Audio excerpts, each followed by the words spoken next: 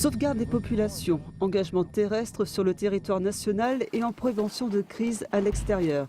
Tel était le thème du colloque de doctrine de l'armée de terre qui a eu lieu le 18 décembre dernier.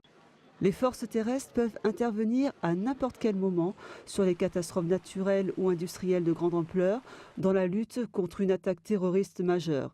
Elles concourent ainsi à la sauvegarde des populations ou peuvent agir en prévention de crises à l'étranger. Sauvegarde des populations, sauvegarde des territoires aussi.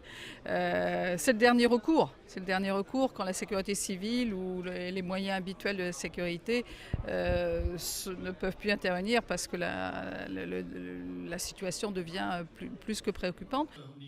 Des intervenants français et un britannique ont présenté leur enseignement de l'emploi des forces terrestres dans la prévention et la gestion de crise. Cette année, le colonel Vidal, ancien chef de corps du 9e RIMA, a participé à l'opération Harpie de lutte contre l'orpaillage illégal en Guyane. Alors en l'occurrence pour la Guyane, effectivement ça nécessite une préparation puisque les missions que l'on conduit là-bas sont d'abord dans un milieu qui est extrêmement difficile, celui de la forêt équatoriale, et c'est une mission de théâtre national où on agit en appui de la gendarmerie.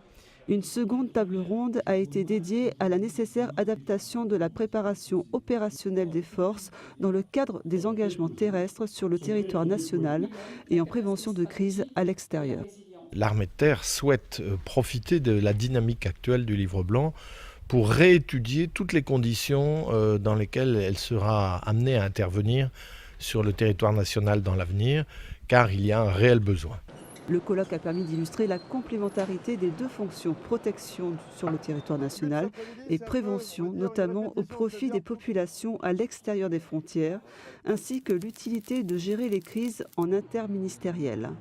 Quelles que soient les évolutions nécessaires, l'armée de terre demeure un acteur majeur dans la sauvegarde des populations.